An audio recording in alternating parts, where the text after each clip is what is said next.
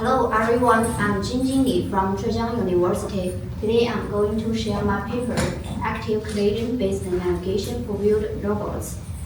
Localization is a fundamental requirement in robot navigation. In order to perceive and estimate their own states, mobile robots commonly rely on exteroceptive sensors such as cameras and lidars to observe the surrounding environment. However, exteroceptive sensors may fail due to low light, signal jamming, rainy conditions, dust, or fog.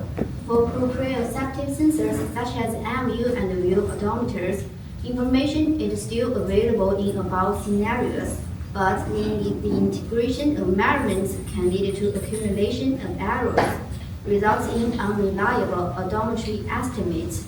Is there any approach to navigate when robots become blind? Analyze the similarities between human localization and robot localization. A familiar environment corresponds to a known map for robots, and touch corresponds to collision for robots.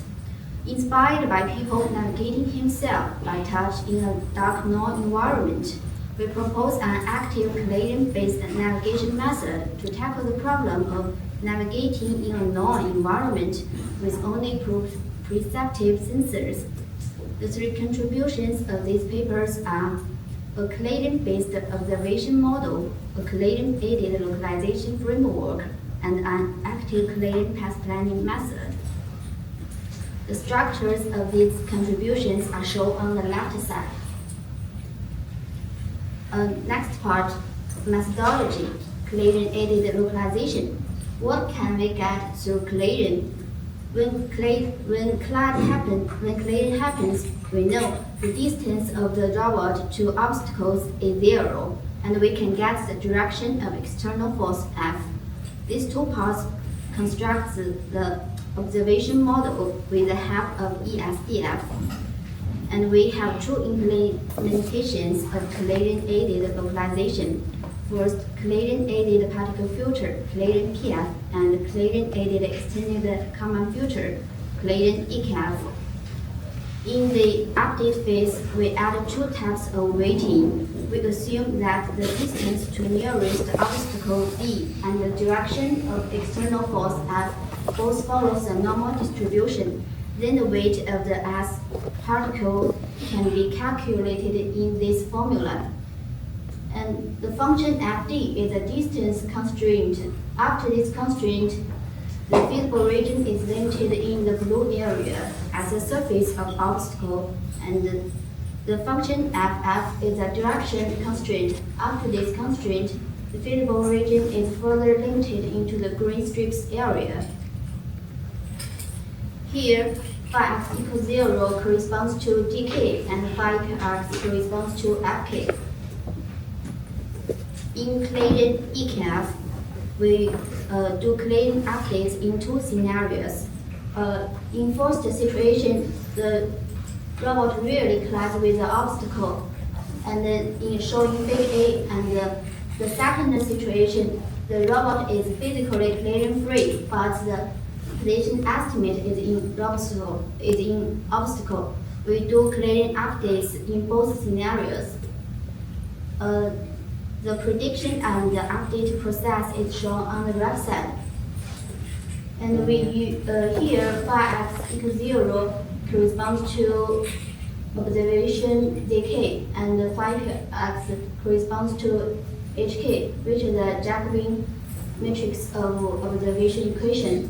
And we use the maximum eigenvalues of matrix dk to estimate position uncertainty. Then we propose an active collision planning method.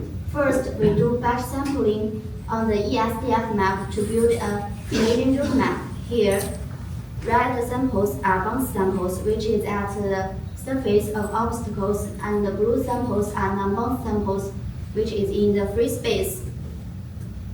Then we use constraints to finally prune the roadmap.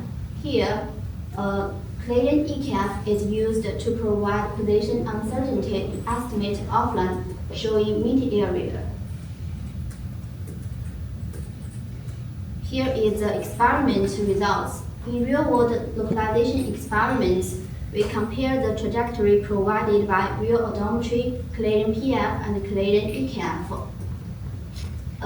Canadian PF and Canadian EKF have better performance than real odometry. And here is the verification of bounce planner in simulation. As position uncertainty threshold lambda goes smaller, more Canadians are included in the result path. Here is the detailed information about the localization experiment. Black trajectories are ground truths provided by motion capture system, and the colorful trajectories are trajectories provided by each algorithm. And the blue color means small error, red color means large error.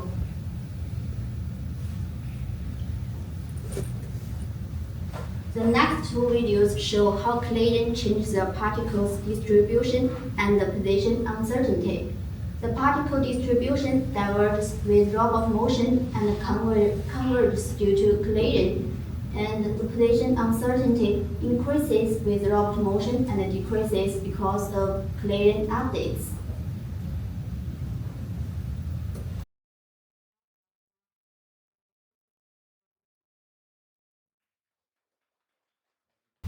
That's all about my presentation. Thanks for listening.